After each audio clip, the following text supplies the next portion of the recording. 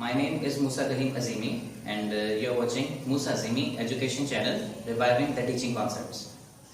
आज के इस लेक्चर में डियर स्टूडेंट्स हम शुरू करने जा रहे हैं सेकेंड ईयर फिजिक्स का दूसरा main topic and that is thermal expansion. Thermal expansion के बारे में आपने मैट्रिक फिजिक्स में भी पढ़ा हुआ है। थर्मल एक्सपेंशन क्या होती है, ठीक है, थर्मल एक्सपेंशन कितने टाइप्स की होती है और जो टाइप्स ऑफ थर्मल एक्सपेंशन हम पढ़ते हैं उनके दरमियान क्या रिलेशन होता है, ये सब बातें आपने मैट्रिक में पहले पढ़ी हुई हैं। अभी भी हम इन्हीं बातों को देखेंगे। इसमें कुछ डेरिवेशन है, एक वो डेरिवेशन हम करेंगे, साथ में इसके कुछ साइंटिफिक रीजंस और न्यूमेरिकल्स करेंगे related. So let us now first start with what is thermal expansion. Therm का मतलब होता है हीट और एक्सपेंशन का मतलब होता है increase in size, increase in dimension. Size का मतलब होता है बॉडी के पास तीन डायमेंशंस होती हैं, या बॉडी के पास लेंथ भी होती है, बॉडी के पास विड्थ भी होती है, बॉडी के पास हाइट भी होती है। तो लेंथ, विड्थ और उसकी हाइट, ये तीन डायमेंशंस मैक्सिमम किसी बॉडी के पास हो सकती हैं, ठीक है। जब हम किसी बॉडी को हीट करते हैं तो उसके पार्टिकल्स वो एनर्जी गेन करते हैं, और ये एक नेचुरल बात है कि जब वो पार्टिकल्स एनर्जी गेन करते हैं तो उनको अपनी मूवमेंट करने के लिए ज्यादा एनर्जी जब मिल जाती है तो वो ज्यादा दूर तक ट्रेवल करते हैं। मिसाल के तौर पे एक पार्टिकल है या दो पार्टिकल्स हम ले लेते हैं, दो पार्टिकल्स हैं और इन दोनों पार्टिकल्स के पास अभी कुछ एनर्जी है, सपोज 1 जूल, और इस 1 जूल एनर्जी से कंसिडरिंग अ सॉलिड, इसलिए कि समझने के लिए सॉलिड की एग्जांपल बहुत इजी होती है। तो एक सॉलिड के दो पार्टिकल्स हम कंसिडर करते हैं, उन दोनों पार्टिकल्स के पास सपोज 1 जूल ईच एनर्जी उनके पास मौजूद है, जिससे वो ये वाइब्रेशन अपनी कर रहे हैं। अब इस वाइब्रेशन के दौरान ये पार्टिकल थोड़ा सा इस तरफ मूव करेगा और थोड़ा सा बैकवर्ड मूव करेगा। लाइकवाइज ये पार्टिकल भी अपनी वाइब्रेशन के दौरान इस तरफ मूव करेगा और इस तरफ मूव करेगा। जहां ये दोनों एरोस ओवरलैप कर रहे हैं, ये वो जगह है जहां दोनों एक दूसरे से टकरा रहे हैं। ये पार्टिकल यूं गया, ये पार्टिकल यूं गया, फिर इस तरह से आया, फिर इस तरह से आया, तो ये इनका ओवरलैपिंग या कोलिशन वाला एरिया। तो let us say with 1 joule energy they are moving 1 centimetre sideways, 1 centimetre this way and 1 centimetre the other way. ये भी ऐसे ही कर लेते हैं कि ये भी 1 सेंटीमीटर यहां से इस तरफ और फिर इस तरफ मूव करेगा, बैक एंड फोर्थ, जिसे हम कहते हैं वाइब्रेशन में, ठीक है। तो हमने ये समझा कि विद 1 जूल एनर्जी इनके पास मूव करने के लिए इतनी एनर्जी है कि जिससे ये 1 सेंटीमीटर दूर तक जा सकते हैं। नाउ अब हम इसको यहां से हीट करना शुरू कर देते हैं। हीट जब हम इसको करते हैं तो वो हीट एनर्जी जब ये एब्जॉर्ब करेगा तो इसके पास ये हीट एनर्जी एब्जॉर्ब करके 1 जूल की बजाय 2 जूल्स हो जाएगी। जब ये 2 जूल्स हो जाएगी एनर्जी इसके पास, तो फिर हमारे हिसाब से इसके पास 2 जूल्स एनर्जी आने के बाद जो मूव करने की एबिलिटी आ जाएगी वो 1 सेंटीमीटर से भी बढ़ के कितनी 2 सेंटीमीटर हो जाएगी। इसी तरीके से 2 सेंटीमीटर दूर अब ये जाएगा तो पहले के मुकाबले में दुगना फासला कवर करेगा। दिस इज 2 सेंटीमीटर इस तरफ और 2 सेंटीमीटर इस तरफ। दूसरे पार्टिकल के साथ भी यही होगा, इसलिए कि एनर्जी उसने भी एब्जॉर्ब की है तो उसके पास भी एनर्जी 1 जूल से बढ़ के 2 जूल हो गई। तो 2 जूल एनर्जी से वो भी 1 सेंटीमीटर के बजाय 2 सेंटीमीटर दूर तक जा सकेगा। तो अब वो पार्टिकल भी यहां से 2 centimetre this way, 2 centimetre this way. This is particle number 2 with 2 centimetre amplitude of vibration both ways. अब अगर इस पार्टिकल का अपना साइज पहले इतना था, या इस ऑब्जेक्ट का जिसके दो हमने पार्टिकल्स कंसीडर किए थे इसका साइज इतना था, तो अब इसका साइज इतना हो चुका होगा। इस लिहाज से हमने ये देखा कि दोनों के दोनों बॉडीज अपने ओरिजिनल, ये दोनों के दोनों पार्टिकल्स क्योंकि अपनी ओरिजिनल मोशन से ज्यादा दूर जा रहे हैं, लिहाजा ये बॉडी ओवरऑल अब ज्यादा दूर तक हमें नजर आएगी। ये पार्टिकल आपको यहाँ पे भी नजर आएगा, तो ये सॉलिड बॉडी जो यहां तक महदूद थी अब आपको यहां तक भी मिलेगी। ये जो इंक्रीज हुआ है इस पार्टिकल के एक्स्ट्रा मूवमेंट की वजह से, जिस एक्स्ट्रा स्पेस को इसने लेके अब ये आगे दूर तक जा रहा है, इस हम स्पेस को, एक्स्ट्रा स्पेस को इंक्रीज इन साइज का नाम देते हैं। इस इंक्रीज इन साइज को हम इन अदर टर्म्स एक्सपेंशन कहते हैं, ठीक है। और ये एक्सपेंशन कब हुई? ये एक्सपेंशन उस वक्त हुई जब इसको हमने हीट यानी कि थर्म, ठीक है, तो थर्म यानी कि हीट एनर्जी देने के बाद इसमें एक्सपेंशन हो गई, तो इस प्रोसेस या फिनोमेना को हम क्या कहते हैं? थर्मल एक्सपेंशन, ठीक है। तो थर्मल एक्सपेंशन क्या बना? थर्मल एक्सपेंशन हम कहते हैं किसी भी ऑब्जेक्ट के साइज में अगर इंक्रीज आ जाता है अपॉन हीटिंग या after the absorption of heat. किसी बॉडी को हम हीट दें, वो हीट एब्जॉर्ब करके ज्यादा दूर तक हमें अब मिले, तो हम उसको कहेंगे इसके साइज में इंक्रीज आ गया, ठीक है। चाहे वो लेंथ हो, चाहे वो उसका एरिया हो, चाहे वो पूरा क्यूब हो, जो वॉल्यूम जिस वॉल्यूम तक वो फैला हुआ था। तो द इंक्रीज इन साइज और the expansion in an object upon heating is called thermal expansion, ठीक है। तो इस डेफिनेशन को हम 2-3 तरह से लिख सकते हैं। एक डेफिनेशन इसमें यहाँ पे लिखी हुई, नंबर 1 ये तो है the increase in size of an object upon heating. किसी ऑब्जेक्ट के साइज में इंक्रीज हो जाना हीट करने के बाद, इसको हम थर्मल एक्सपेंशन कहते हैं। अच्छा, by size what do we mean? हमारा मतलब है dimension. The increase in size का मतलब द इंक्रीज इन डायमेंशन, चाहे लेंथ हो, चाहे विड्थ हो, चाहे हाइट हो, चाहे तीनों ही हो, चाहे कोई से दो हो, चाहे कोई एक हो, ठीक है।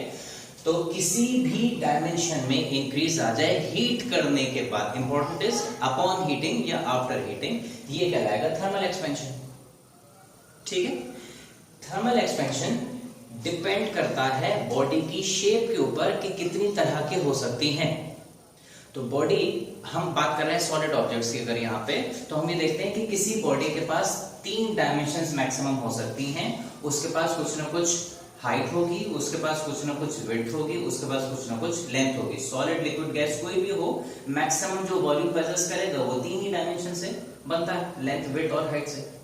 तो हर ऑब्जेक्ट के पास क्योंकि मैक्सिमम 3 डायमेंशंस हो सकती हैं, लिहाजा increase in any 3 dimensions will correspond to an increase in size of the body, or this will correspond to the type of thermal expansion in that body.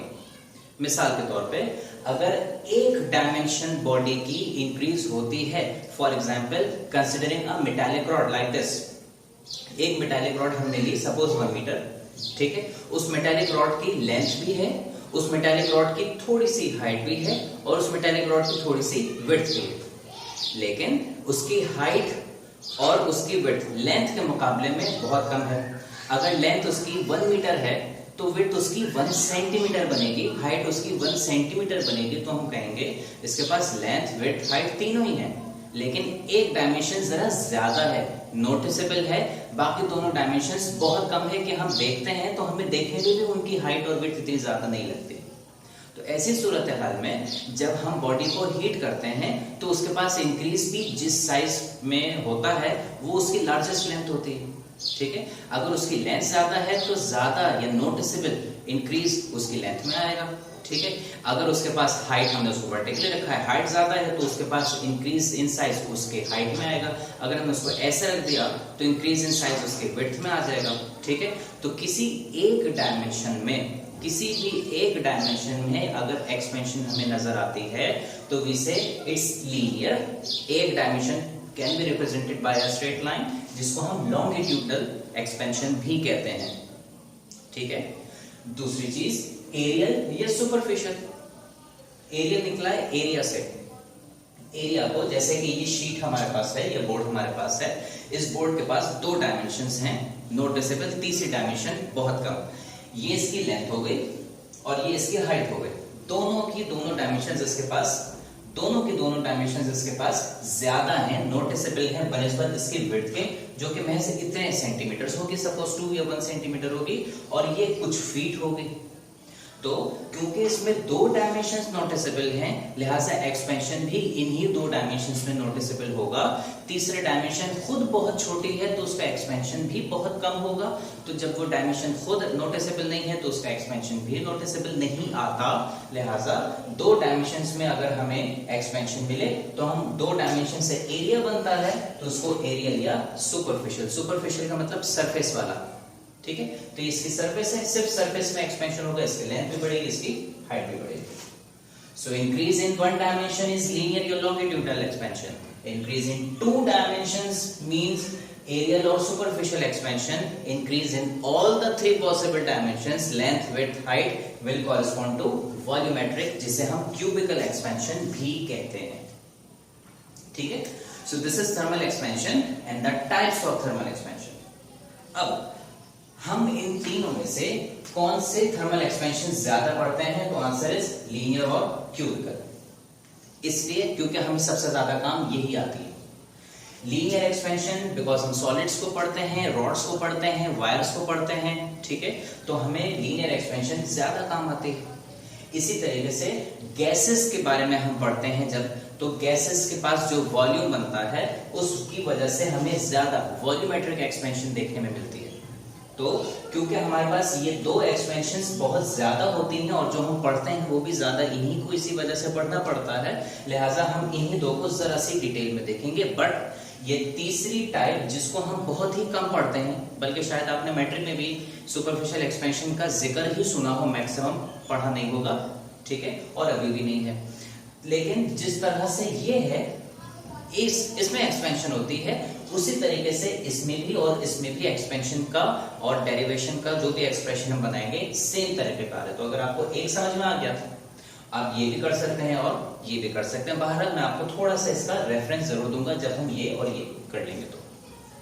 ठीक है, so let us now start with linear expansion. The first type of thermal expansion, that is linear expansion. Linear expansion के बारे में हमने जैसे कि कहा कि line expansion in a line, यानी कि एक्सपेंशन इन वन लेंथ या एक्सपेंशन इन वन डायमेंशन या expansion in one side of a body is known as linear expansion.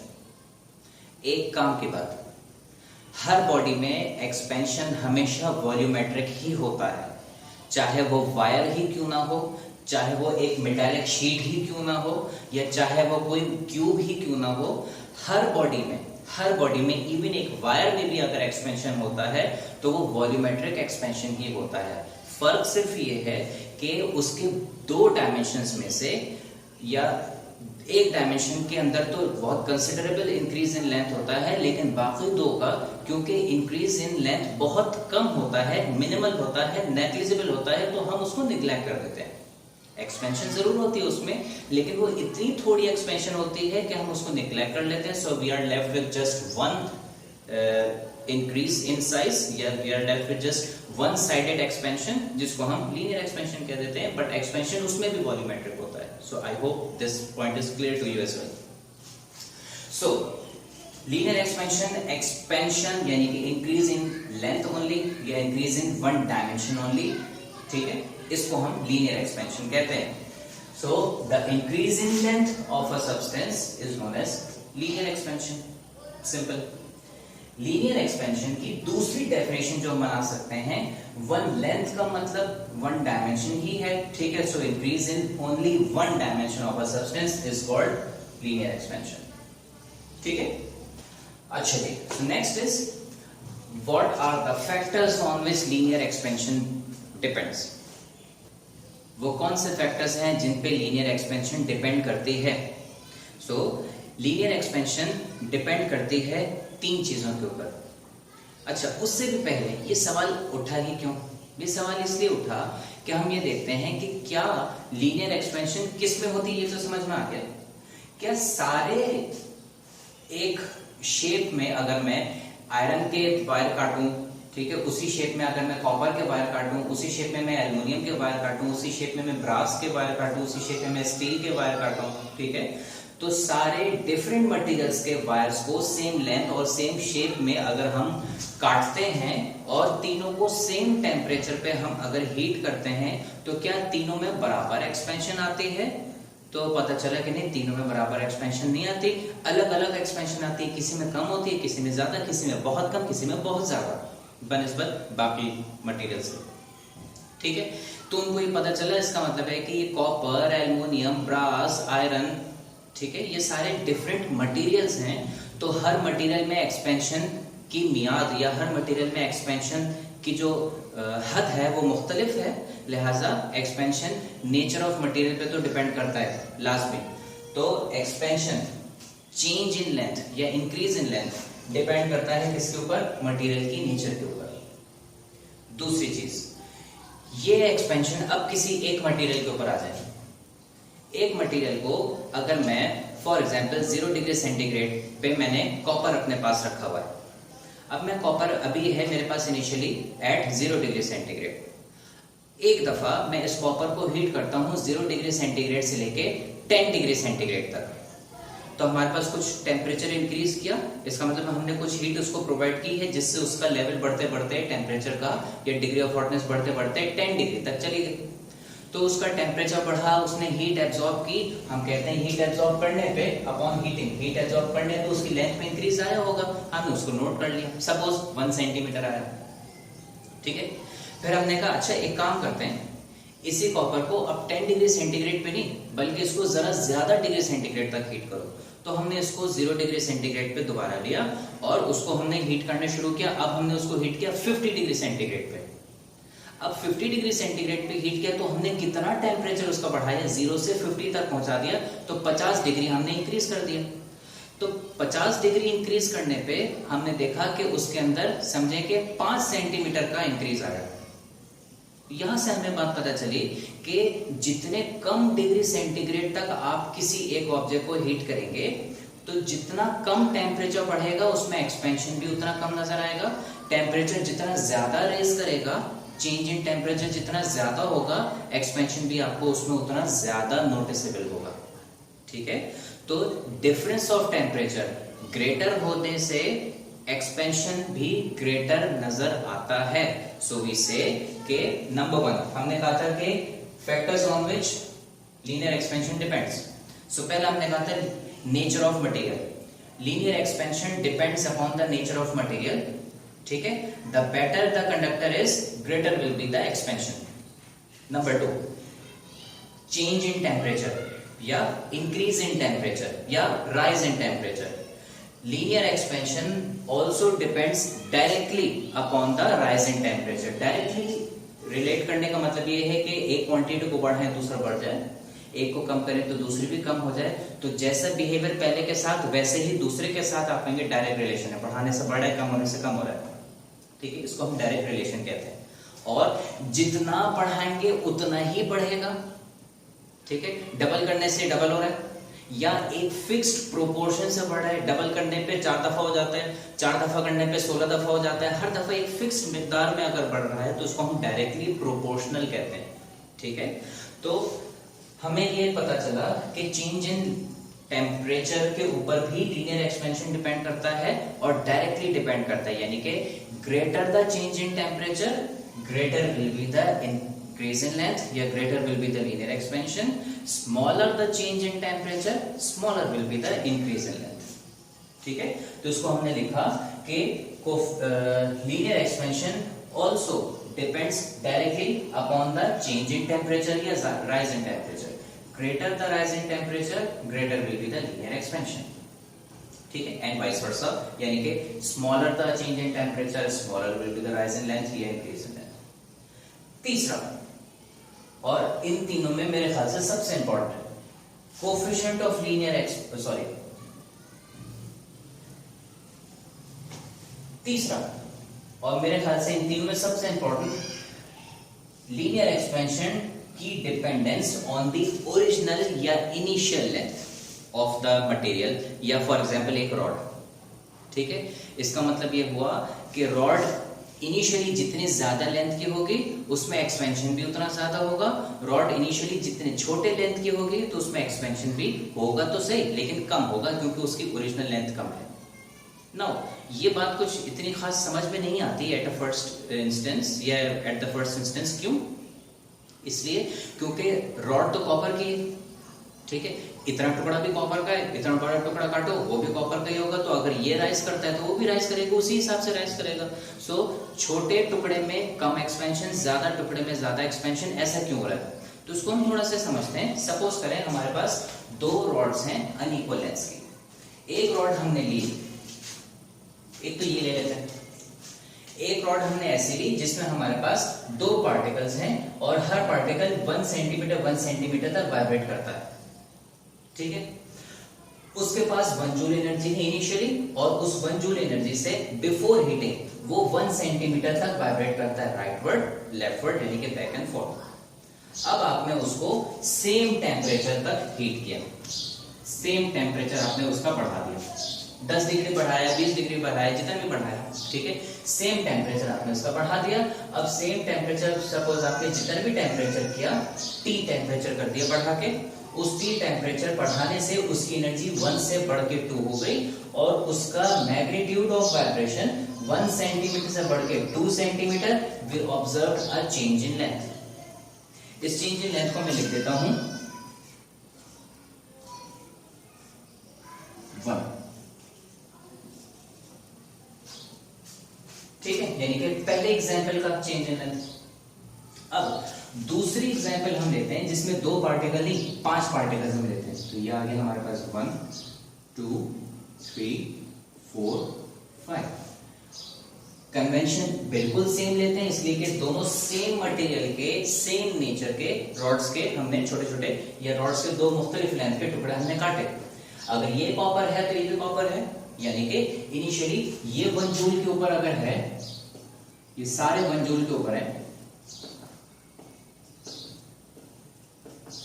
तो 1 जूल से अगर ये 1 सेंटीमीटर दूर जा रहा है तो ये भी जाएगा, ये भी जाएगा, एंड सो ऑन टिल ये भी जाएगा। हर पार्टिकल 1 सेंटीमीटर दूर जा सकता है इस 1 जूल एनर्जी से, ठीक है। अब इस लिहाज से इसकी लेंथ कितनी बनी, कितनी बनी? तो यहां ओरिजिनल लेंथ हमारी कम है, यहां ओरिजिनल लेंथ हमने ज्यादा ली है, ठीक है। अब जब हम इसको हीट करते हैं through the same temperature of course, T degree centigrade का इसमें भी राइजिंग टेम्परेचर करते हैं, तो क्या होगा, ये सारे 1 सेंटीमीटर से अगर 2 सेंटीमीटर तो ये भी 2 सेंटीमीटर हो जाएगा। तो अब होगा क्या, इसकी ओरिजिनल लेंथ थी 5 सेंटीमीटर, ठीक है। अब क्या होगा, ये 1 सेंटीमीटर से बढ़ के 2 सेंटीमीटर आ गया, 2 सेंटीमीटर इसका, 2 सेंटीमीटर इसका, हर पार्टिकल अब 2 सेंटीमीटर दूर तक जा रहा है। तो अगर एक पार्टिकल 2 सेंटीमीटर दूर जा रहा है तो 5 पार्टिकल्स 2 मल्टीप्लाई बाय 5 10 सेंटीमीटर दूर जा सकेंगे। तो जो चेंज इन लेंथ हमें मिलेगा वो भी हमें अब पहले के मुकाबले में काफी ज्यादा मिलेगा। सेम अमाउंट ऑफ हीट आपने दी, same amount of change in temperature आपने इसमें देखा, सेम नेचर ऑफ मटेरियल आपने दोनों का लिया, एक्सपेंशन का रेट दोनों में मुख्तलिफ आया, इस तरह से कि जिसमें कम पार्टिकल्स उसमें एक्सपेंशन भी कम ही हो सकी। पार्टिकल्स अपने हिसाब से सही एक्सपेंड हुए, यहाँ पे भी हर पार्टिकल 2 सेंटीमीटर, तो हर पार्टिकल यहाँ पे भी 2 सेंटीमीटर ही दूर जा सका, ठीक है। सो पार्टिकल्स अपने हिसाब से पार्टिकल लेवल पे, इंडिविजुअल लेवल पे equal amounts of expansion show करते हैं, लेकिन अब पार्टिकल की क्वांटिटी ही ज्यादा है तो ओवरऑल इंपैक्ट ज्यादा बनेगा।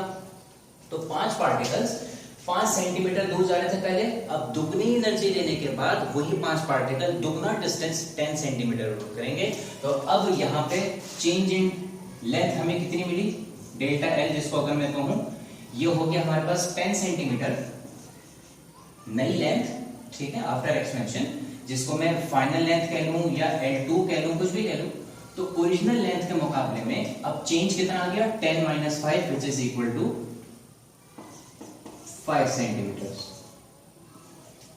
जबकि यहां क्या था, चेंज इन लेंथ 4 सेंटीमीटर यहां पे था, L2 कह लीजिए या LF फाइनल लेंथ कह लीजिए, 4 सेंटीमीटर की लेंथ हमें यहां मिल रही थी, ठीक है, और 2 सेंटीमीटर की लेंथ हमें यहां मिल रही थी। ओरिजिनल लेंथ अगर हमारी 2 सेंटीमीटर थी, L1 कह लीजिए या L0 कह लीजिए 2 सेंटीमीटर, तो यहां हमें चेंज कितना मिला, 4 - 2 which is equal to 2 centimetre. सो जो चेंज इन लेंथ हमें मिला पहले, कम लेंथ पे कम पार्टिकल्स कम दूर तक जा सके, तो चेंज इन लेंथ एक्सपेंशन भी यानी कि कम ही मिला।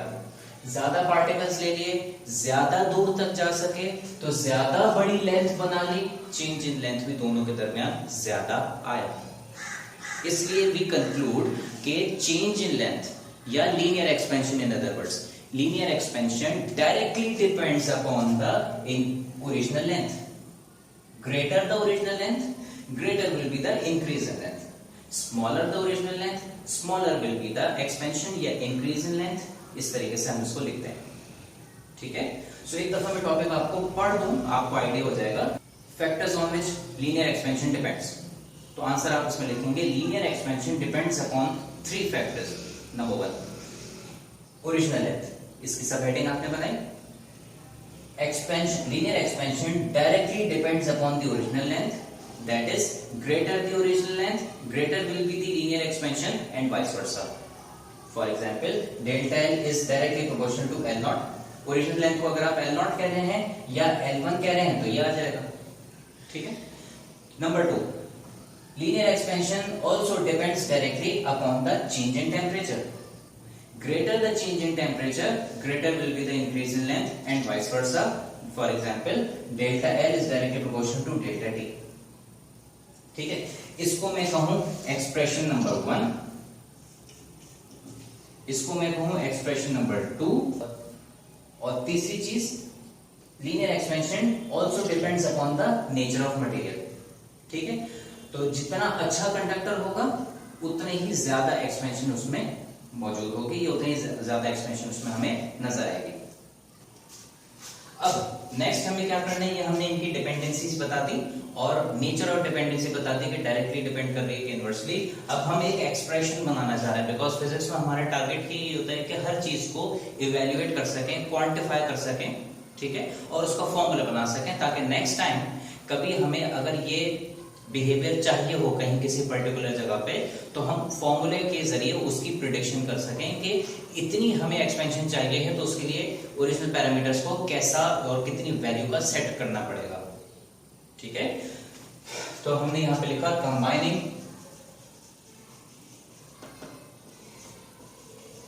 these relations we get delta L is directly proportional to L naught and delta T। Nature of material को तो हम नहीं लिख सकते सारे अभी इस तरह से, लेकिन एकोमोडेट तो करना है इसलिए कि हमारा डिपेंडेंसी तो है, ठीक है। ये हमारे पास आया एक्सप्रेशन। जब हम इन सारे रिलेशंस को कंबाइन करते हैं तो कंबाइन करने के बाद हमें ये रिलेशन मिलता है कि delta L is proportional to so and so. अब इसको वेरीफाई करने के लिए कि ये जो हमने रिलेशन बनाया है ये ठीक है, इसके लिए हम एक काम करते हैं, बारी बारी एक एक क्वांटिटी को छुपा के या एलिमिनेट करके देखें पुराना रिलेशन बन रहा है कि नहीं। तो जब मैं डेल्टा टी को हाइड करता हूं तो मेरे पास बनता है delta L is directly proportional to L naught, which was exactly according to relation number 1। Likewise, if I hide L naught from the same expression, I am left with delta L directly proportional to delta T, delta L directly proportional to delta T, just as similar to relation number 2. So it means that the relations I have formed are absolutely correct. और अब हम यहाँ पे proportionality के निशान हटा के equal to कोई कांस्टेंट लगाना चाहते हैं, इक्वेशन बनाना चाहते हैं। फिजिक्स में we don't deal with proportionalities, we always want to deal with equations. Equations होनी चाहिए। इक्वेशन प्रोपोर्शनैलिटी से हासिल करने का तरीका क्या होता है कि हम इक्वल टू के साथ कोई कांस्टेंट लगा देते हैं। ये कांस्टेंट क्यों लगाते हैं, ये कांस्टेंट लगाने का मकसद क्या होता है? देखिए, कोई भी एक्सपेरिमेंट जब हम कर रहे होते हैं तो इस एक्सपेरिमेंट में हम कोई 2-3 चीजों के दरमियान रिलेशन समझ रहे होते हैं, या रिलेशन डेवलप करने की कोशिश कर रहे होते हैं। मैथमेटिक्स की टर्म्स में हम कहते हैं 2-3 वेरिएबल्स को जांच रहे होते हैं, या 2-3 वेरिएबल्स को एनालाइज कर रहे होते हैं। वेरिएबल जिनकी वैल्यू चेंज हो सकती है, तो एक की वैल्यू बदलो देखो दूसरे में क्या फर्क पड़ा, दूसरे की वैल्यू बदलो देखो तीसरे में क्या फर्क पड़ा, ठीक है। सो इस तरह से हम किसी भी रिलेशन में वेरिएबल्स को एनालाइज कर रहे होते हैं और उनके दरमियान एक रिलेशन चेक कर रहे होते हैं कि बढ़ाने से बढ़ रहा है, कम हो रहा है, क्या हो रहा है, कैसी डिपेंडेंसी इनके दरमियान है भी कि डिपेंडेंसी नहीं है। और उस एक्सपेरिमेंट के दौरान जहां कुछ चीजों को हम वेरी कर रहे होते हैं, वहां कंडीशंस को, कुछ फिजिकल क्वांटिटीज को हम फिक्स कर देते हैं, उनको बदलने नहीं देते, उनको चेंज नहीं होने देते। ये कांस्टेंट्स हमें यही शो करते हैं कि किसी भी एक्सपेरिमेंट में वो कौन से पैरामीटर्स हैं, वो कौन सी कंडीशंस या वो कौन सी फिजिकल क्वांटिटीज हैं जिनको आपने चेंज नहीं होने दिया। जो चेंज नहीं हुए, जिनको आपने फिक्स कर दिया, वो हम कांस्टेंट्स के अंदर शामिल करके उसको शो करते हैं। तो यहाँ पे भी इक्वल टू और कांस्टेंट का मतलब हमें यही पता चलेगा कि इस एक्सपेरिमेंट में जहां हम लीनियर एक्सपेंशन देख रहे हैं, which aspect of the material या which characteristic of this experiment is kept fixed, जिसको हम चेंज नहीं कर रहे। ठीक है, सो यहाँ हमने नेचर ऑफ मटेरियल को नहीं बदला फिलहाल। ठीक है, और भी बहुत सारी कंडीशंस होती होगी, तो फिलहाल यहाँ पे कांस्टेंट जो हमने लगाया लीनियर एक्सपेंशन में, उसका नाम हमने दिया अल्फा। देखें, अब सिंबल्स कुछ बहुत ज्यादा डिफरेंट नहीं है। ठीक है, मिलते जुलते सिंबल्स हैं, तो हमें इनको लिखने में जरा सा मोहतात होना पड़ेगा, कहीं ऐसा ना हो कि खुद हमें ही समझ में ना आए कि कहाँ अल्फा लिखा हुआ है, कहाँ प्रोपोर्शनैलिटी का निशान लिखा हुआ है। और ऐसा होता भी अक्सर, हमें जब आइडिया नहीं होता तो खुद हमें ही परेशानी होती है ये रियलाइज करने में या ये रिकॉल करने में कि यहाँ पे अल्फा लिखा हुआ है या यहाँ पे प्रोपोर्शनैलिटी का निशान आ रहा है। कि मैं प्रोपोर्शनैलिटी के निशान को जरा सा स्ट्रेच करके और अल्फा को मैं थोड़ा सा कंप्रेस करके लिख दूंगा, तो जहां ये कंप्रेशन वाला फॉर्म आ रहा है ये अल्फा है। ठीक है, आप अपने हिसाब से देख लीजिए इसको कैसे लगता है, but this is the right way I find. Okay, तो ये अल्फा आ गया और इस अल्फा को हमने कहा ये कांस्टेंट ऑफ प्रोपोर्शनैलिटी है, और इस कांस्टेंट ऑफ प्रोपोर्शनैलिटी का नाम हमने रखा कोफिशिएंट। कोफिशिएंट का मतलब होता है एक वैल्यू। ठीक है, लीनियर एक्सपेंशन के अंदर एक वैल्यू है जिसको हमने फिक्स रखा हुआ है, लीनियर एक्सपेंशन का एक कोफिशिएंट है जिसको हमने चेंज नहीं होने दिया, तो ये कोफिशिएंट ऑफ लीनियर एक्सपेंशन कहलाता है। तो हमने इसको यहाँ पे लिख भी दिया कि alpha is the constant of proportionality which is called the coefficient of linear expansion. ठीक है, तो इस अल्फा का हमने यहाँ पे नाम लिख दिया, और ये खुद क्या है, ये खुद लीनियर एक्सपेंशन की एक्सप्रेशन है, और इस लीनियर एक्सपेंशन की एक्सप्रेशन में अल्फा क्या है, कोफिशिएंट ऑफ लीनियर एक्सपेंशन। तो ये अल्फा जिस मटेरियल का जितना ज्यादा होगा उसमें एक्सपेंशन की एबिलिटी भी उतनी ज्यादा होगी, और वो उतनी ही ज्यादा एक्सपेंशन शो भी करता है। मिसाल के तौर पे कॉपर का coefficient of linear expansion is greater than that of iron. इसका मतलब ये हुआ copper expends more than iron.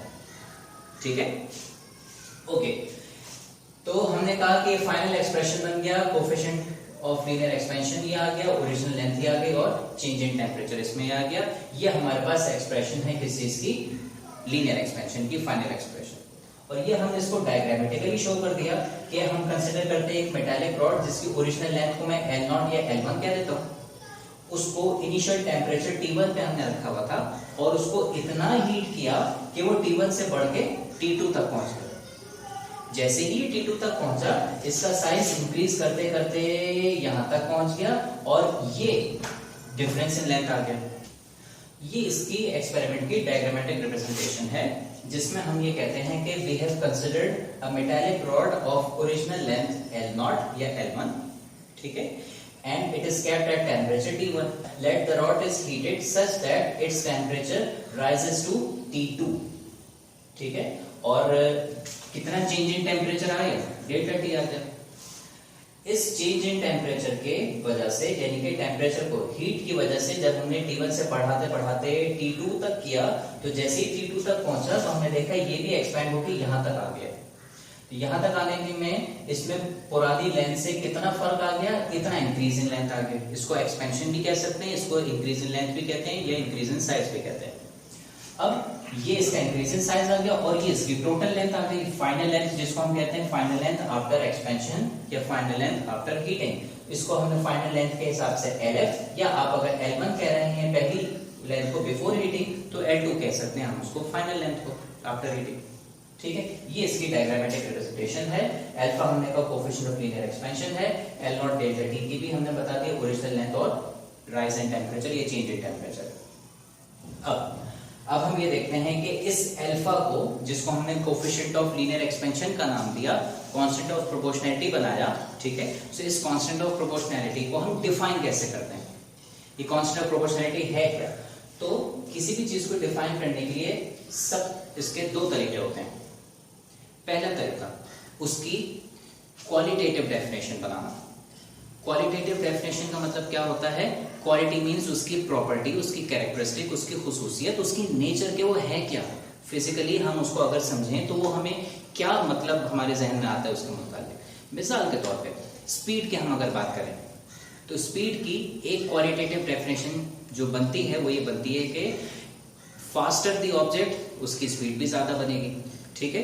या if an object moves faster तो वी से कि इट्स स्पीड इज ग्रेटर, और अगर कोई ऑब्जेक्ट स्लो मूव करता है तो हम कहते हैं कि उसकी स्पीड स्लो है, ठीक है। सो उसकी जो क्वालिटेटिव डेफिनेशन हमने बताई उसमें हमने कहा कि फास्टर ऑब्जेक्ट की स्पीड ज्यादा और स्लो ऑब्जेक्ट की स्पीड कम, तो speed of a body corresponds to how fast that object moves, ये इसकी डेफिनेशन बनेगी, ठीक है। दूसरा तरीका जिसमें हमें स्पीड की डेफिनेशन पता चलती है वो है उसके फॉर्मूले से, और इसको हम कहते हैं उसकी क्वांटिटेटिव डेफिनेशन। क्वांटिटी हमें पता चलती है फॉर्मूले से, ठीक है। तो ये definition quantitative definition physical quantity के उसके फॉर्मूले से बनाते हैं, और फॉर्मूले से बनाने के बाद जो उसकी डेफिनेशन आती है that is also a very appropriate definition. मिसाल के तौर पे स्पीड की बात करें तो स्पीड की हमने एक क्वालिटेटिव डेफिनेशन तो बनाई, ठीक है, जिससे हमें आइडिया हो कि स्पीड की नेचर क्या है, तेज चलने वाला ऑब्जेक्ट या स्लो चलने वाला ऑब्जेक्ट, ये उसकी स्पीड ज्यादा कम। लेकिन फॉर्मूले से हमने एक उसकी डेफिनेशन बनाई थी कि the distance covered by body in 1 second, time को फिक्स करते हैं 1 के ऊपर, अब चेक किया कितना डिस्टेंस कवर कर रहा है। तो इस डेफिनेशन से नुकसान क्या हुआ, इस डेफिनेशन से नुकसान ये हुआ कि हमें उसकी नेचर का इतना सही आइडिया नहीं हो रहा, जैसे कि ये सोच के कि भाई how fast that object is, तो आपको समझ में आ गया फास्ट के एडजेक्टिव से कि ये तेज मूव करने या स्लो मूव करने की बात हो रही है।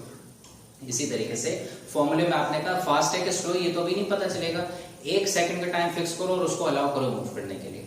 सो फिर चेक करो कि वो 1 सेकंड में अगर ज्यादा फासला कवर कर रहा है तो वो फास्ट है, कम फासला कवर कर रहा है तो वो स्लो है। ये आप उसके फॉर्मूले से कहते हैं, ठीक है।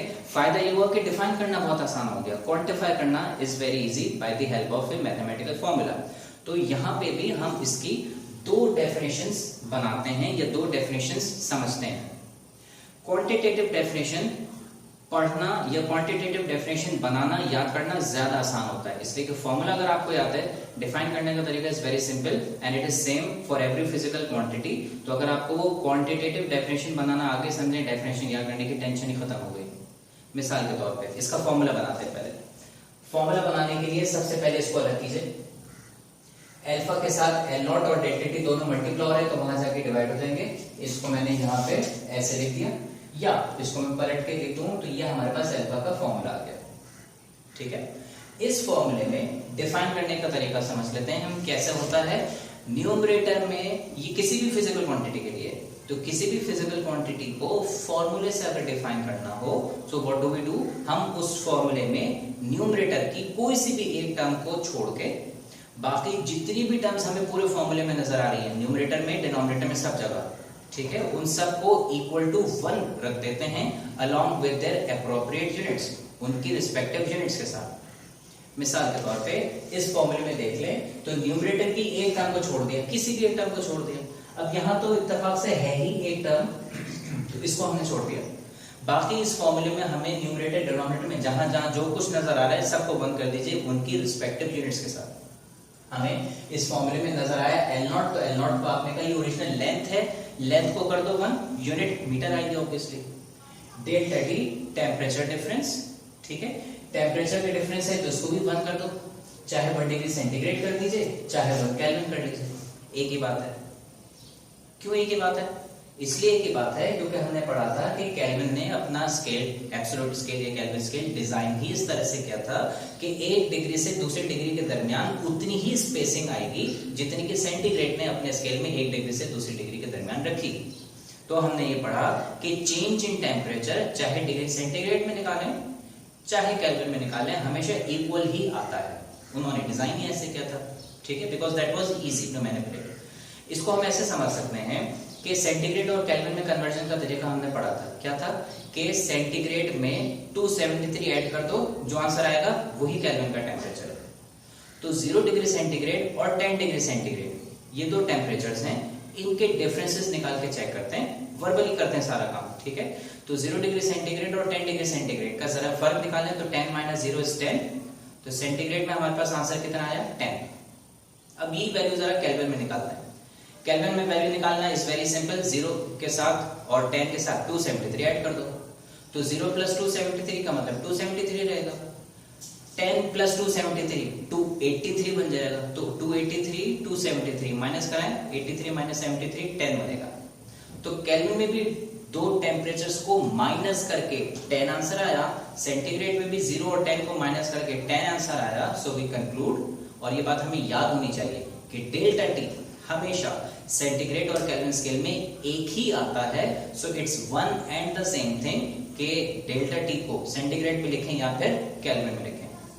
फ़ारेनहाइट स्केल की कैलिब्रेशन ही अलग थी, इसलिए फ़ारेनहाइट स्केल का डेल्टा टी अलग आता है, हम कभी उसको इक्वेट नहीं करते। ठीक है, खैर, तो हमने यहाँ पे कहा या तो सेंटीग्रेड में ले लो या केल्विन में ले लो। अब जो कुछ भी हमारे पास बच गया इसको एक दफा पढ़ दीजिए। क्या बचा? Change in length divided by 1 metre, यानी कि ओरिजिनल लेंथ, यूनिट लेंथ हम इसको कहते हैं, क्योंकि वैल्यू कितनी आपने रखी है? Unit means 1। ठीक है, और पर डिग्री राइज इन टेम्परेचर या 1 डिग्री राइज इन टेम्परेचर। तो हमने कहा कि coefficient of linear expansion is equal to, define is equal to लिखने से बेहतर यह है कि coefficient of linear expansion is defined as the change in length per unit length per degree rise in temperature या per kelvin rise in temperature, अगर आप इसका फॉर्मूला ये बना रहे हैं तो। ठीक है, so the change in length per unit length per degree rise in temperature या per kelvin rise in temperature is called coefficient of linear expansion. ठीक है, जिस मटेरियल का नोट कर रहे हैं उसी का कोएफिशिएंट ऑफ लीनियर एक्सपेंशन आएगा। समझ आई बात ये? ठीक है, ये तो हो गई हमारे कोएफिशिएंट ऑफ लीनियर एक्सपेंशन की क्वांटिटेटिव यानी कि फॉर्मूले से बनाई हुई डेफिनेशन। अब इसकी लॉजिकल डेफिनेशन क्या बनेगी, यानी कि इसकी क्वालिटेटिव डेफिनेशन, नेचर क्या है अल्फा की? तो आंसर इज अल्फा दरअसल कोई नई चीज नहीं है, अल्फा एक्सपेंशन ही है। ठीक है, एक्सपेंशन की एक वैल्यू है। It's not expansion, it's but just a value of expansion. कितना फैला, कितनी वैल्यू तक फैला। ठीक है, तो alpha is the value of expansion. कैसे, कब? तो हमने कहा कि एक काम करते हैं, 1 मीटर लंबी रॉड लो किसी भी मटेरियल की। So take 1 metre long rod, एक मटेरियल की आपने 1 मीटर लंबी रॉड ली और उसको 1 डिग्री टेम्परेचर तक हीट कर दिया। चाहे 0 डिग्री से 1 डिग्री सेंटीग्रेड तक कर दें, चाहे 10 से 11 तक कर दें, 100 से 101 तक कर दें, 260 से 261 कर दें, व्हाटएवर। तो 1 मीटर लंबी रॉड किसी मटेरियल की हम लें और उसका टेम्परेचर सिर्फ 1 डिग्री राइज करें, तो उसमें कुछ ना कुछ एक्सपेंशन होगी, कम या ज्यादा। वो जितनी भी उसमें एक्सपेंशन होती है उसी वैल्यू ऑफ एक्सपेंशन को हम अल्फा कहते हैं। 1 मीटर लंबी रॉड के टेम्परेचर को अगर हम 1 डिग्री सेंटीग्रेड बढ़ाएं तो उसमें लेंथ इंक्रीज हो जाती है। वो जितनी लेंथ एक्सपेंशन उसमें होगी वही उसके अल्फा की या कोएफिशिएंट ऑफ लीनियर एक्सपेंशन कहलाता है। इससे आपको आइडिया हुआ कि एक्सपेंशन भी हमें कम या ज्यादा अगर मिल रही है तो इसका मतलब है अल्फा की वैल्यू कम या ज्यादा है।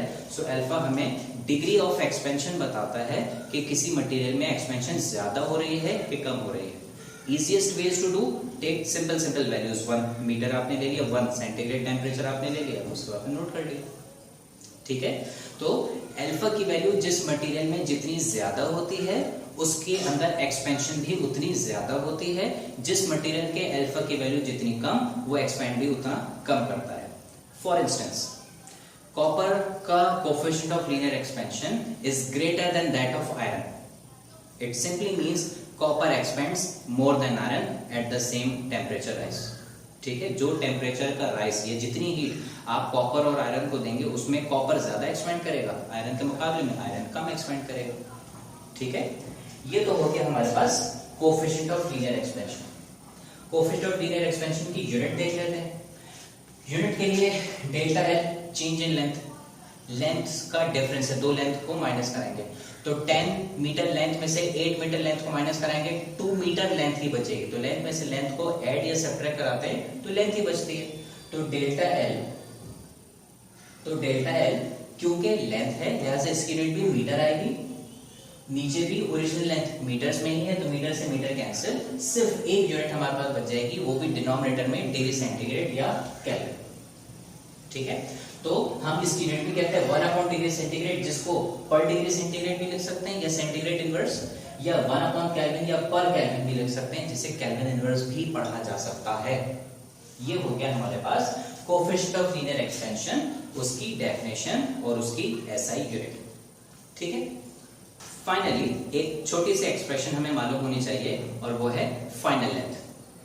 Final length of the rod निकालने के लिए हम शुरुआत करते हैं डेल्टा एल से, because the only formula we have right now is the formula for delta L.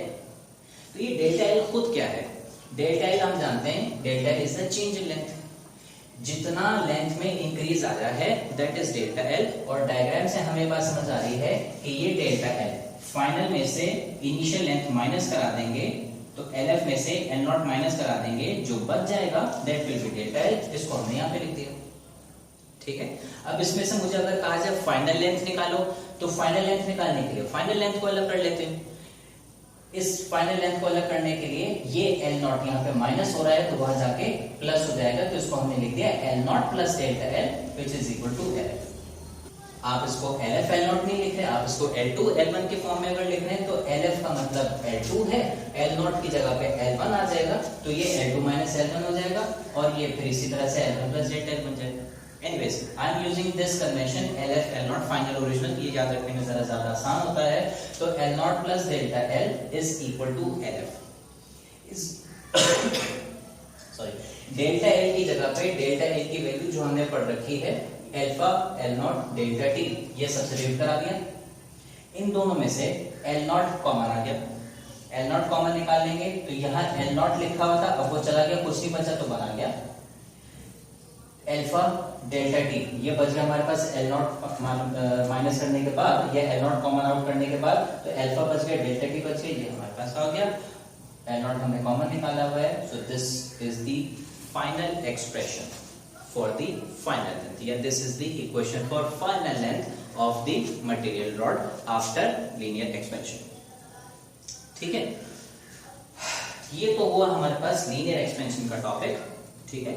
इस लीनियर एक्सपेंशन के टॉपिक में हमने दो तीन चीजें पढ़ी। हमने पढ़ा लीनियर एक्सपेंशन होता क्या है, बॉडी के अंदर सिर्फ एक डायमेंशन में अगर इंक्रीज आए, एक साइड में इंक्रीज आए तो वो लीनियर एक्सपेंशन। वो लीनियर एक्सपेंशन दो तीन चीजों पर डिपेंड करता है। लंबी, जितनी ज्यादा हमारी ओरिजिनल रॉड की लेंथ होगी उतना ज्यादा एक्सपेंशन होगा, जितना ज्यादा टेम्परेचर तक हीट करेंगे उतना ज्यादा एक्सपेंशन होगा, और उसके नेचर ऑफ मटेरियल के ऊपर भी, ठीक है। जो मटेरियल जितना अच्छा कंडक्टर हो उतना अच्छा एक्सपेंड करेगा, उतना ज्यादा एक्सपेंड करेगा। फिर हमने इसकी एक्सप्रेशन निकाली, एक्सप्रेशन निकाल के हमने अल्फा को डिफाइन किया। ये अल्फा क्या होता है, किसी भी मटेरियल की 1 मीटर लंबी रॉड को अगर हम 1 डिग्री सेंटीग्रेड तक हीट करें तो जितना उसमें इंक्रीज इन लेंथ आएगा बस वही इंक्रीज इन लेंथ अल्फा कहलाता है, ठीक है। इससे हमने फिर अल्फा की डेफिनेशन बनाई, अल्फा की यूनिट बनाई और फाइनल लेंथ की एक्सप्रेशन बनाई।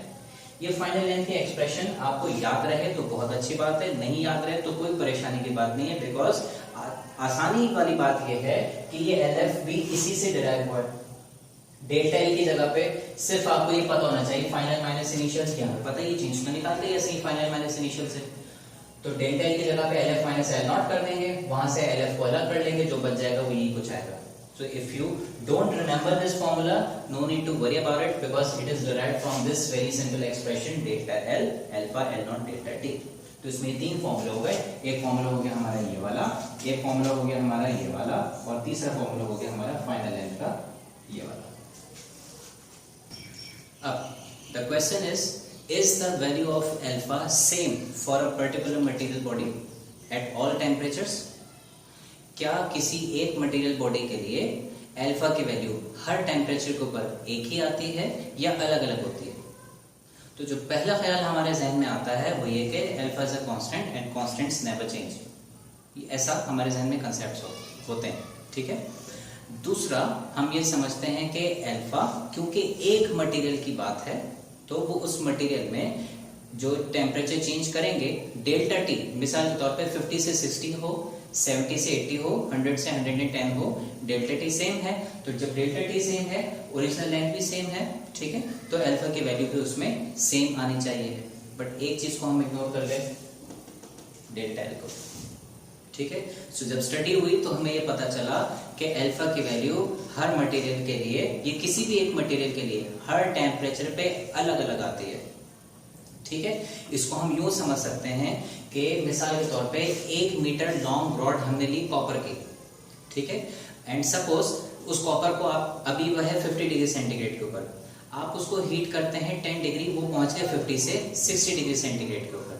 10 डिग्री सेंटीग्रेड का आपने टेम्परेचर बढ़ाया, लेकिन 50 डिग्री सेंटीग्रेड से 60 डिग्री सेंटीग्रेड पे क्योंकि कम टेम्परेचर है, लिहाजा उसके पास एनर्जी भी कम होगी और उसकी वाइब्रेशन भी कम होगी। इसी तरीके से अगर हम उसको 200 से 210 डिग्री सेंटीग्रेड तक हीट करते हैं तो 200 डिग्री सेंटीग्रेड टेम्परेचर पे उसके मॉलिक्यूल्स के पास ज्यादा एनर्जी होगी, वो ज्यादा दूर तक ट्रेवल कर रहे होंगे, तो उनमें एक्सपेंशन भी उतनी ज्यादा होगी। तो बेशक डेल्टा टी सेम है, अल्फा डेल्टा एल पे भी डिपेंड करता है, ठीक है।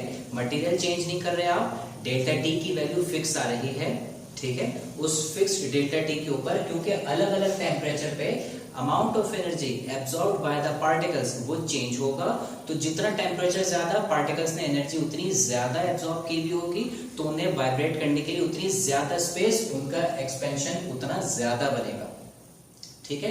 तो जब डेल्टा टी ज्यादा हो, डेल्टा एल ज्यादा होगा तो अल्फा की वैल्यू भी ज्यादा होती चली जाएगी, और ऐसा ही हुआ। स्टडी की गई इसके लिए, ठीक है। उस स्टडी से हमें पता चला कि अल्फा की वैल्यू सेम मटेरियल के लिए अलग अलग टेम्परेचर्स पे जब हम डेल्टा टी कैलकुलेट करते हैं तो अलग अलग टेम्परेचर्स पे अल्फा की वैल्यू अलग अलग आती है, ठीक है। उस स्टडी से एक ग्राफ बनाया गया, जिस ग्राफ को मैं फिलहाल सिर्फ कॉपर का ग्राफ आपसे डिस्कस कर रहा हूं यहाँ पे, वो ये कि ग्राफ को प्लॉट के यहाँ पे एक्स एक्सिस पे रखा नॉन सेंटीग्रेड में टेम्परेचर को और वाई एक्सिस के ऊपर उन्होंने रखा अल्फा को। कॉपर की हम बात कर रहे हैं तो कॉपर का अल्फा होता है order of 10 raised to the power -5, exponent -5 के ऑर्डर का होता है, ठीक है। और यहाँ पे 1 into 10 की पावर -5, 2 into 10 की पावर -5, 3 into 10 की पावर -5, 4, 5, 6, 7 इस तरह से चलता चले जाएगा। टेम्परेचर को उन्होंने प्लॉट किया इस तरह से कि 0, 250, 500, 750 ऐसे, ठीक है। टेम्परेचर को उन्होंने प्लॉट किया ऐसे, तो उन्हें ये लगा कि 0 से 250 सेंटीग्रेड तक जब उन्होंने एक्सपेरिमेंट कंडक्ट किया तो उन्हें ये नजर आया कि 0 से 250 डिग्री सेंटीग्रेड तक अल्फा की वैल्यू राइज करती है एक खास स्पीड से यूनिफॉर्मली, ठीक है। अच्छा जैसे ही 250 से 500 के दरमियान की रेंज में आता है, इसकी वैल्यू ज्यादा तेजी से बढ़ना शुरू हो जाती है, ठीक है। मिसाल के तौर पे अगर इस रीजन में इसकी value 1 centimetre after every 10 degree rising temperature बढ़ रही थी, तो यहाँ पे 3 सेंटीमीटर बढ़ना शुरू हो जाती है after same 10 degree rising temperature. और फिर जब ये 500 रीजन से बाहर निकल आता है, 400-500 रीजन से बाहर आ जाता है, तो इसकी वैल्यू इंक्रीज करना फिर स्लो हो जाती है। बढ़ता फिर भी रहता है लेकिन जरा स्लोली इसकी वैल्यू में इंक्रीज आना शुरू होता है। तो दे ऑब्जर्व के अल्फा फॉर कॉपर के 0 से 250 तक it increased uniformly, and the moment it entered the temperature range between 250 to 500 it expanded even more quickly, and then its expansion became slow when it crossed 500 degree centigrade temperature, ठीक है। So this shows the value of alpha increases and that too increases variably, ठीक है। Alpha किसी material का same नहीं होता, alpha very करता है और उसके वेरी करने में भी कैसा ट्रेंड आता है, इंक्रीजिंग ट्रेंड आता है, लेकिन उसकी इंक्रीज करने की एबिलिटी कभी वो स्लोली इंक्रीज करता है, एक रेंज में बहुत तेजी से इंक्रीज करता है और उसके बाद फिर दोबारा इंक्रीज करना स्लो हो जाता है, but it keeps on increasing, ठीक है। तो ये हुआ हमारा अल्फा लीनियर एक्सपेंशन, और लीनियर एक्सपेंशन से हमने कुछ फॉर्मूले डिराइव किए।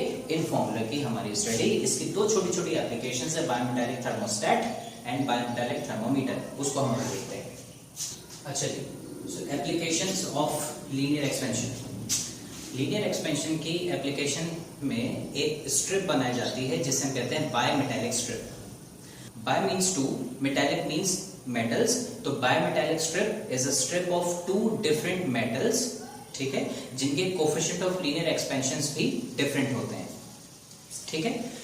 बायोमेटालिक स्ट्रिप में जो दो कोफिशिएंट ऑफ लीनियर एक्सपेंशंस वाले मटेरियल्स लिए जाते हैं, मेटल्स लिए जाते हैं, उसमें से एक होता है ब्रास और दूसरा होता है इनवर, ठीक है। ब्रास और इनवर ये दोनों के दोनों अलॉयज हैं। Alloy means mixture of two और मोर मेटल्स। ब्रास आप जानते हैं अलॉय होता है कॉपर और जिंक का, और इनवर अलॉय होता है आयरन और निकल का, ठीक है। ब्रास का कोफिशिएंट ऑफ लीनियर एक्सपेंशन ज्यादा होता है और इनवर का कोफिशिएंट ऑफ लीनियर एक्सपेंशन बहुत कम होता है।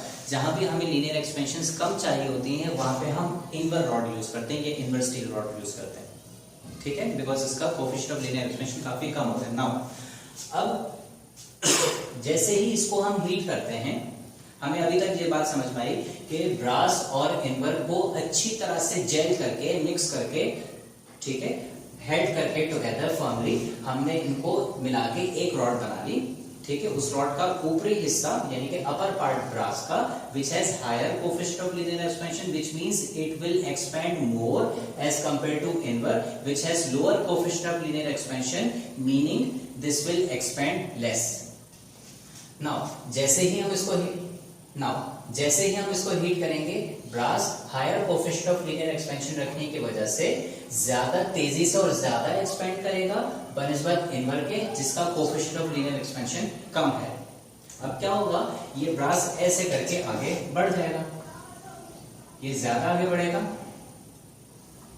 नतीजतन, और इनवर इसके मुकाबले में कम, लाइक दिस, ठीक है। सो व्हाट विल हैपन, ये अपने बोझ की या वजन की वजह से ऐसे गिर जाएगा और ये स्ट्रिप हमें इस तरह से बेंड होती हुई नजर आती है।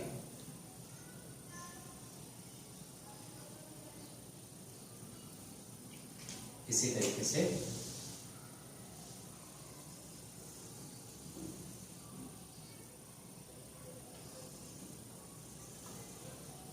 लाइक दिस, ठीक है।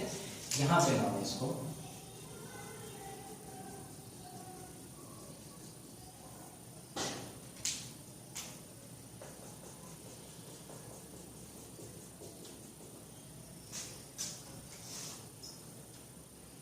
ठीक है, ये after expansion it will somewhat look like this. This is before expansion, this will be after expansion, ठीक है। यानी कि जैसे ही इसको रॉड को हम हीट करते हैं तो ये रॉड ऐसे करके बेंड कर जाती है because of the two materials having different coefficients of linear expansions, ठीक है। और फिर जब ये कूल डाउन करते हैं हम इसको तो फिर ये वापस से कॉन्ट्रैक्ट होती है और कॉन्ट्रैक्ट होकर वापस से इसी शेप में आ जाती है, ठीक है। इस बिहेवियर को इस्तेमाल किया जाता है थर्मोस्टेट्स के अंदर, ठीक है। So what is a thermostat, जिसको हम कहते हैं बायमेटालिक थर्मोस्टेट, इसी में लिख देते हैं। थर्मोस्टेट का काम क्या होता है, थर्मोस्टेट का काम है टेम्परेचर को एक जगह पे फिक्स करके, therm means heat, stat means static, तो टेम्परेचर को एक जगह पे स्टैटिक करके रखने के काम आता है, ठीक है।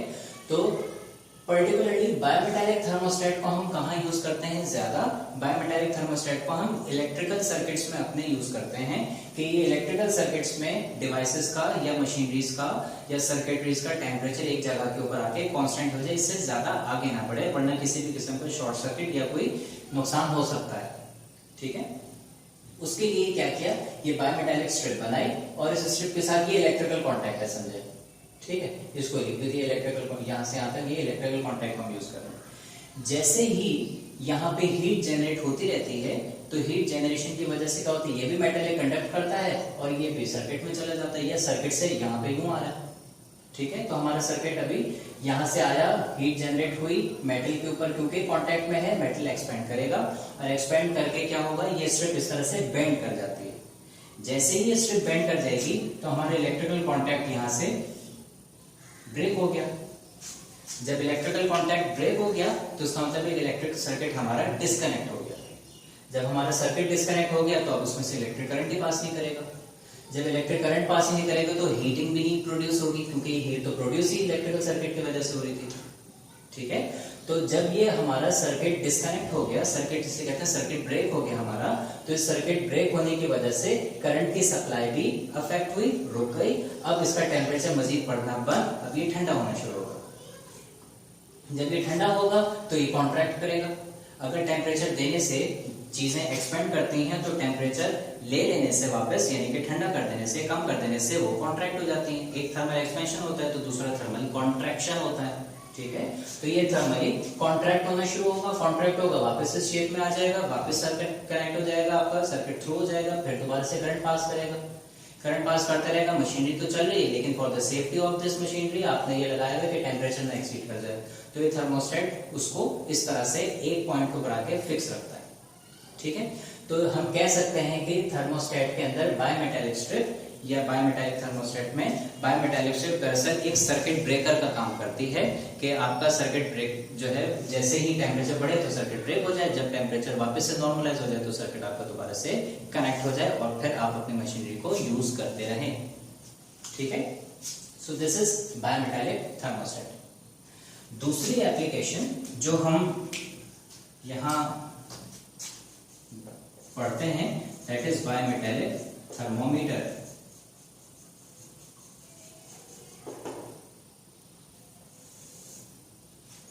थर्मोमीटर के बारे में हम जानते हैं, थर्म मींस हीट और मीटर यानी कि मेजरिंग डिवाइस। तो थर्मोमीटर टेम्परेचर मेजर करने के काम आता है कि यहाँ पे टेम्परेचर हमारे पास अभी जो जनरेट हो रहा है वो कितना है टेम्परेचर, ठीक है। तो इस टेम्परेचर मेजरिंग के लिए भी बायमेटालिक स्ट्रिप को यूज किया जा सकता है, ठीक है। फर्क यह है कि इस दफा इस बायमेटालिक स्ट्रिप को हम एक कॉइल की शक्ल दे देते हैं और उस कॉइल की शक्ल कुछ ऐसे बन जाती है,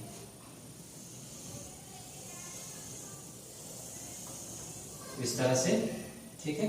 और हमारे पास यहाँ पे ये स्केल है, इस स्केल के ऊपर रीडिंग्स ऐसे कैलिब्रेट हुई होती है, ठीक है। तो ये हमारा हो गया स्केल किसका, टेम्परेचर का, और ये हमारे पास हो गया कॉइल बायमेटालिक स्ट्रिप का। और इसके साथ यहाँ पे हम एक अदद पॉइंटर ऐसे जोड़ देते हैं,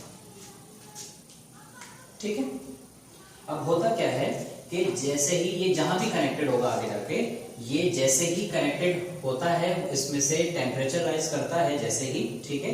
तो जहां भी हम इसको कनेक्ट करते हैं वहां ये टेम्परेचर गेन करता है, गेन करेगा तो क्योंकि बायमेटालिक स्ट्रिप है ये एक्सपेंड करेगी, एक्सपेंड करेगी तो ये कॉइल ऐसे करके खुलेगा, ठीक है। तो जब ये कॉइल खुलेगा ऐसे करके तो इसके साथ हमने कोने पे ये नीडल या पॉइंटर अटैच किया हुआ है। जैसे ये कॉइल खुलेगा तो वैसे ही ये नीडल भी हमारी ज्यादा से ज्यादा पॉइंटर के ऊपर आगे चलती चली जाएगी, ठीक है। जितना ज्यादा कॉइल एक्सपेंड करेगा, जितनी ज्यादा हीट गेन करेगा उतना ज्यादा कॉइल एक्सपेंड करेगा, जितना ज्यादा कॉइल एक्सपेंड करेगा पॉइंटर उतनी ही ज्यादा दूर तक ट्रेवल करेगा, टेम्परेचर की उतनी हाई रीडिंग आती है, ठीक है। जब आप इसको डिस्काउंट कर देंगे यानी कि अब ये टेम्परेचर गेन नहीं कर रहा तो इसका मतलब है फिर ये वापस से कॉन्ट्रैक्ट होगा, जब कॉन्ट्रैक्ट होगा तो वापस इस तरीके से अपनी जगह के ऊपर आ जाएगा और इस तरह से सुकड़ जाएगा, तो पॉइंटर इसका वापस पुरानी पोजीशन के ऊपर आ जाता है जो इसकी जीरो पोजीशन होती है, ठीक है। So this is how bimetallic strip की एप्लीकेशन होती है on two devices. One we construct a bimetallic thermostat which is used as a circuit breaker in electrical circuits, and the other is bimetallic thermometer which is used to measure temperature. This concludes हमारा linear expansion का topic, ठीक है। अब इसी में एक इसी से मिलता जुलता छोटा सा टॉपिक है वॉल्यूमेट्रिक एक्सपेंशन का।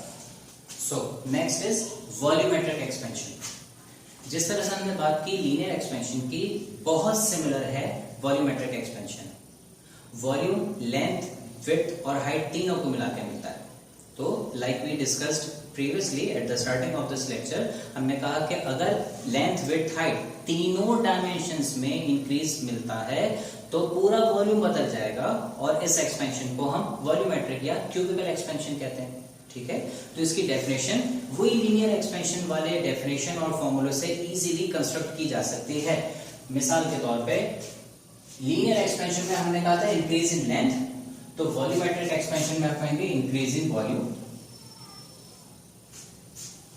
The increase in volume of a substance upon heating is called volumetric expansion या क्यूबिकल एक्सपेंशन। जो चेंजेस मैं रेड मार्कर से कर रहा हूं वो सारे वॉल्यूमेट्रिक एक्सपेंशन के लिए चेंजेस हैं। फिर हमने कहा था अगर एक डायमेंशन में इंक्रीज आता है तो लीनियर, अगर दो डायमेंशंस में इंक्रीज आएगा तो सुपरफिशियल, अगर तीनों डायमेंशंस में इंक्रीज आएगा तो दैट विल बी वॉल्यूमेट्रिक।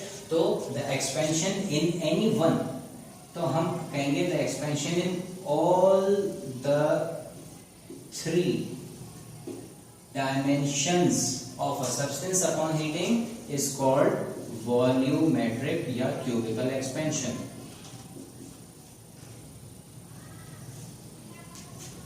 ठीक है। इसी तरीके से अगर चेंज इन लेंथ को डेल्टा एल से शो करते हैं तो चेंज इन वॉल्यूम को हम डेल्टा वी से शो करेंगे। अगर ओरिजिनल लेंथ एल नॉट थी तो ओरिजिनल वॉल्यूम वी नॉट हो जाएगा और इसकी प्रोपोर्शनैलिटी भी डायरेक्ट बनेगी। फिर से अगर change in length delta L है तो ये डेल्टा वी हो जाएगा। लेंथ में चेंज डेल्टा टी पे डायरेक्टली डिपेंड करता है तो वॉल्यूम भी इन्हीं 3 लेंथ से मिलकर बनी है, ये भी डेल्टा टी पे डिपेंड करता है। लेंथ का इंक्रीज करना मटेरियल की नेचर और कंडक्टेंस पे डिपेंड करता है, तो ऑब्वियसली वॉल्यूम भी हमारा delta we also depends upon the nature of material. तो यहां लिखूंगा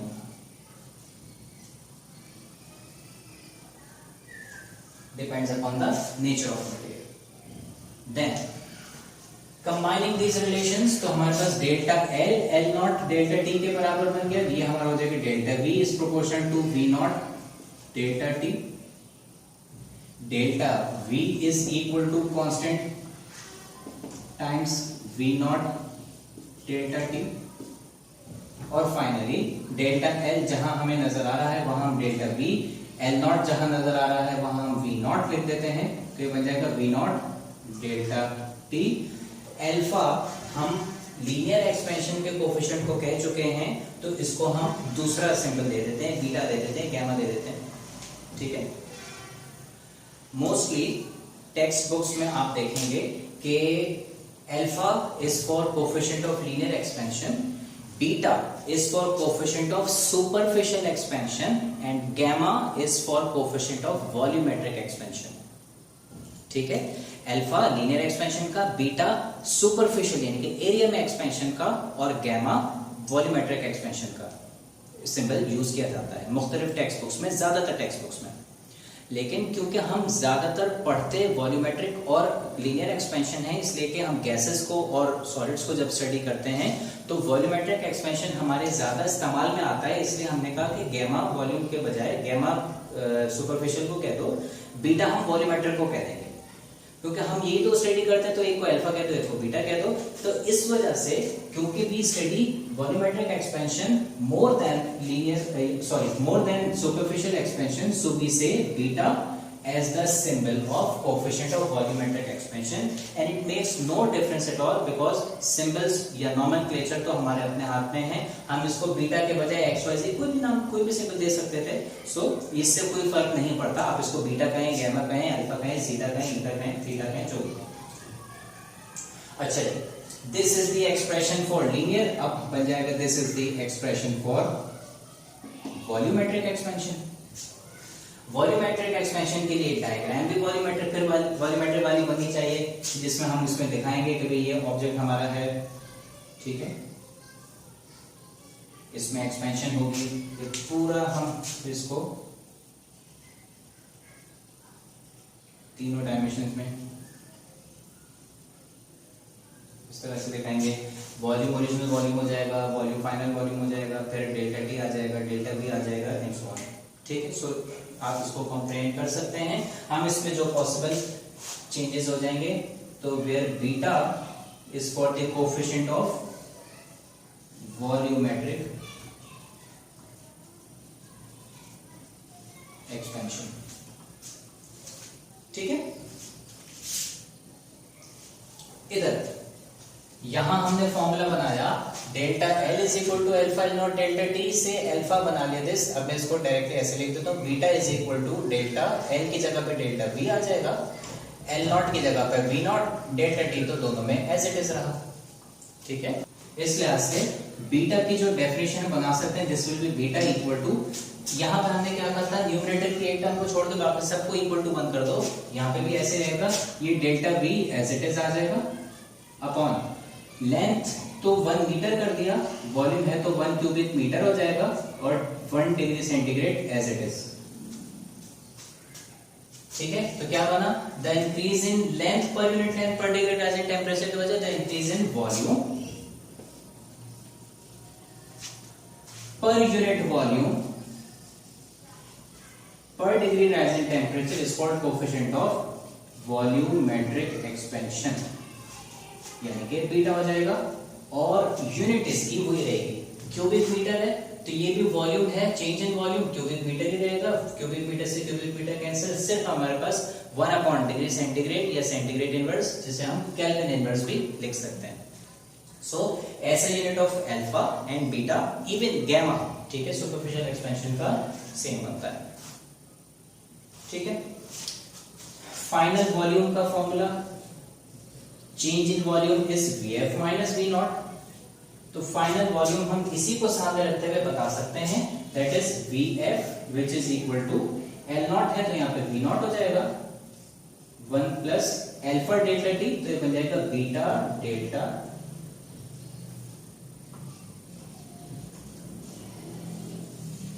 टी। ये दो फॉर्मूले इसके और ये एक फॉर्मूला, ठीक है। तो कोएफिशिएंट ऑफ वॉल्यूमेट्रिक एक्सपेंशन में भी हमने 3 फॉर्मूले पढ़े। कौन कौन से? एक फॉर्मूला हमने पढ़ा चेंज इन वॉल्यूम का, दूसरा फॉर्मूला हमने पढ़ा वॉल्यूमेट्रिक एक्सपेंशन के कोएफिशिएंट का खुद का, और तीसरा हमने पढ़ा फाइनल वॉल्यूम का आफ्टर हीटिंग या after expansion with in a cube.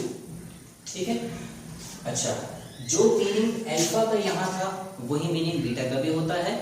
यहाँ हमने कहा 1 मीटर लंबी रॉड लो, उसको 1 डिग्री सेंटीग्रेड तक हीट करो, जितना लेंथ में इंक्रीज आएगा वही अल्फा। तो हम यहाँ पे कहते हैं 1 क्यूबिक मीटर का वॉल्यूम लो, उसको इतना हीट करो कि पूरे क्यूब का टेम्परेचर आपका 1 डिग्री सेंटीग्रेड राइज कर जाए। तो नए वॉल्यूम और पुराने वॉल्यूम को आप माइनस करें, जो इंक्रीज इन वॉल्यूम मिलेगा that will be the coefficient of volumetric expansion. ठीक है, अब जहां इतनी बातें हुई वहां हम कोएफिशिएंट ऑफ सुपरफिशियल एक्सपेंशन को भी देख सकते हैं क्विकली, कि जहां लेंथ था वहां आपने वॉल्यूम बना दिया, तो वॉल्यूमेट्रिक एक्सपेंशन जहां एरिया आ जाएगा लेंथ की जगह पे वो बन जाएगा एरिया या सुपरफिशियल एक्सपेंशन।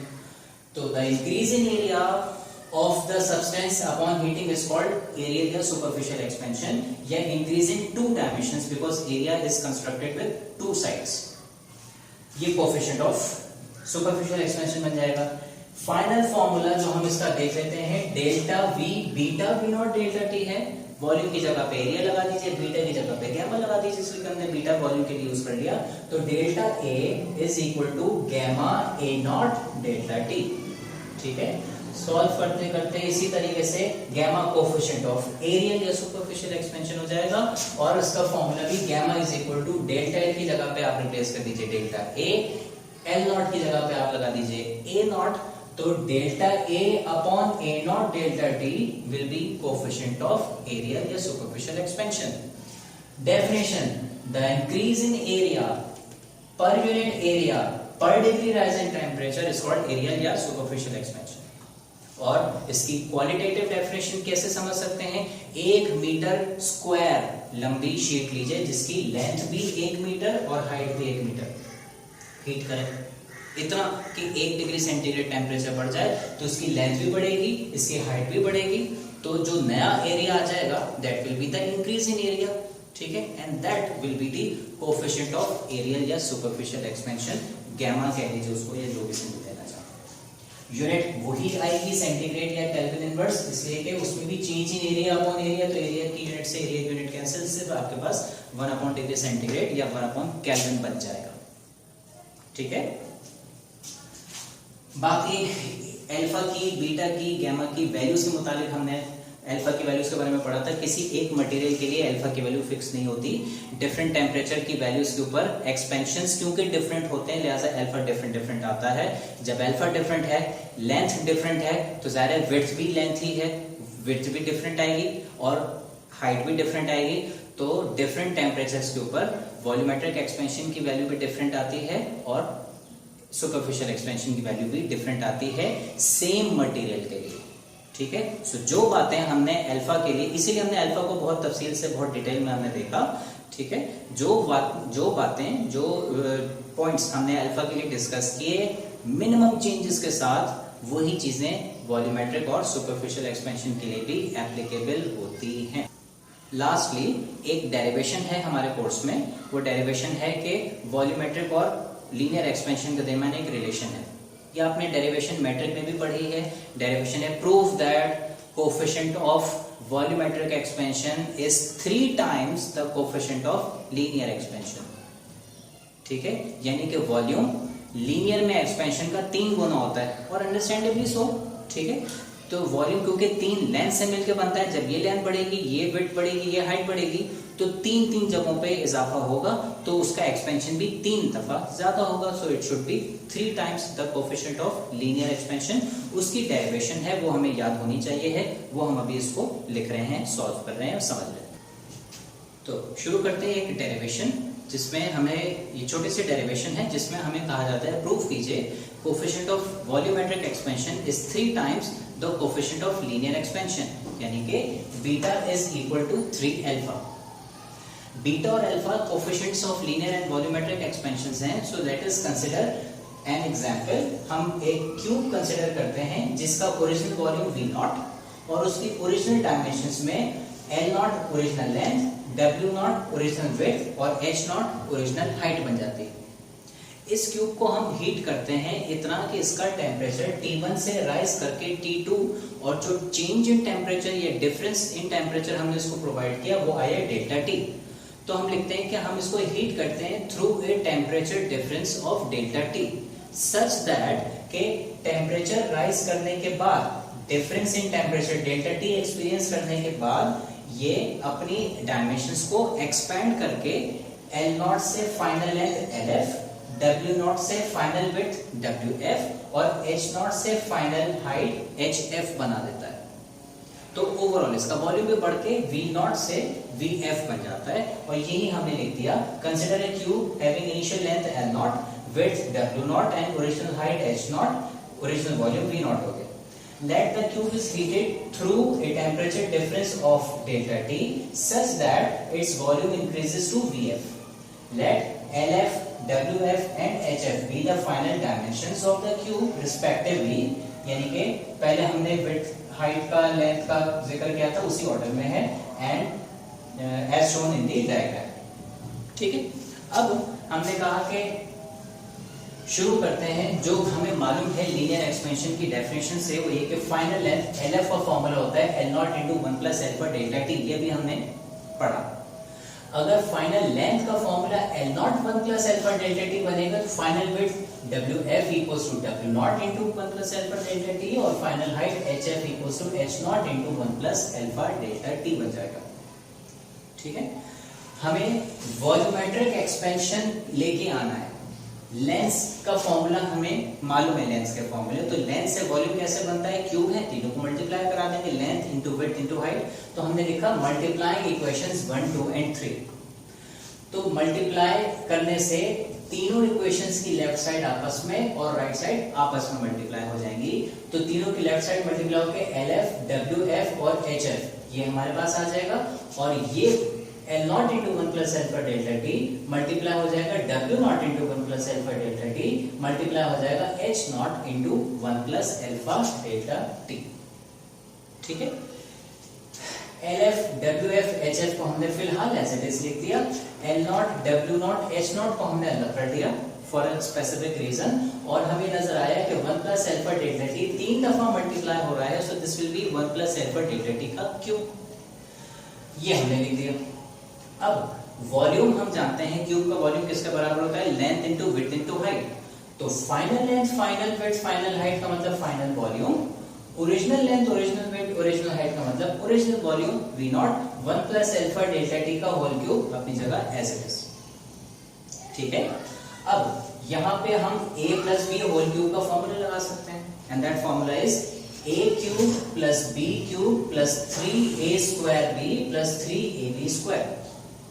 इस हिसाब से A की जगह पे सब्स्टिट्यूट कीजिए 1, B की जगह पे सब्स्टिट्यूट कीजिए अल्फा डेल्टा T को, तो ये बन जाएगा A क्यूब का मतलब 1 क्यूब, B क्यूब का मतलब अल्फा डेल्टा T का क्यूब, जिसको हमने alpha cube delta T cube लिख दिया। ठीक है, होल क्यूब था तो अलग अलग फैक्टर्स के ऊपर भी अप्लाई होगा, alpha cube delta T cube. और 3A square B, 3 times A का स्क्वायर यानी कि 1 का स्क्वायर B यानी कि alpha delta T as it is, और 3ab स्क्वायर, तो अब 3 के साथ a एज इट इज यानी कि 1 एज इट इज रहेगा और b का अल्फा डेल्टा t का होल स्क्वायर हो जाएगा, जिसको हमने alpha square delta t square अलग अलग इंडिविजुअली हमने स्क्वायर्स अप्लाई कर दिए। अब यहाँ पे एक बात हम जानते हैं कि अल्फा एक अच्छे कंडक्टर का भी 10 की पावर -5 इस तरह से इस ऑर्डर में होता है, एक्सपोनेंट -5 का। तो जब अल्फा इज एक्सपोनेंट -5 तो alpha square will be exponent -10 which is a very small value. Alpha cube will be 5 3 15, 10 की power -15 which is an even smaller value. ठीक है, सो 10 raised to the power -10 यानी कि exponent -10 exponent -15 are so small values that we can easily neglect them. इसलिए हमने कहा क्योंकि alpha बहुत छोटा है, लिहाजा उसके हायर स्क्वायर्स और क्यूब्स को या हायर पावर्स को, स्क्वायर्स और क्यूब को हम निग्लेक्ट कर सकते हैं। तो हमने लिख दिया कि निग्लेक्ट कर रहे हैं हम अल्फा स्क्वायर और अल्फा क्यूब को, because alpha is very small. ठीक है, आप इसको भी लिख सकते हैं neglecting squares and higher powers. मैंने जरा शॉर्ट लिख दिया इसको। अब जब अल्फा स्क्वायर और अल्फा क्यूब हमारा निग्लेक्ट हो गया तो इसका मतलब है हमारी ये टर्म खत्म हो गई, ठीक है, और ये टर्म भी हमारी खत्म हो गई।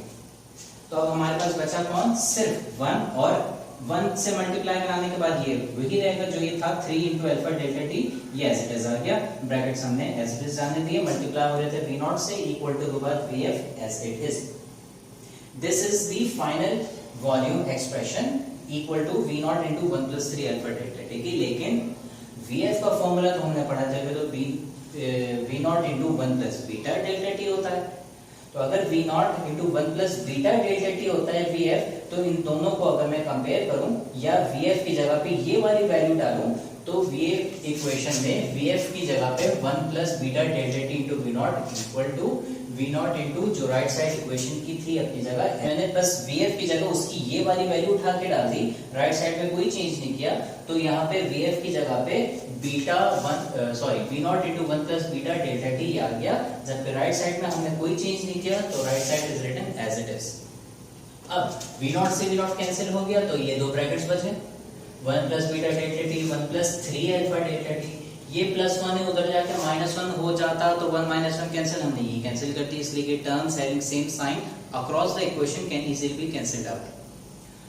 अब beta delta t 3 alpha delta t बच गया, तो डेल्टा t से डेल्टा t हमारे पास कैंसिल हो गया, we are left only with what we were required to prove and that is beta is equal to 3 alpha, hence proof.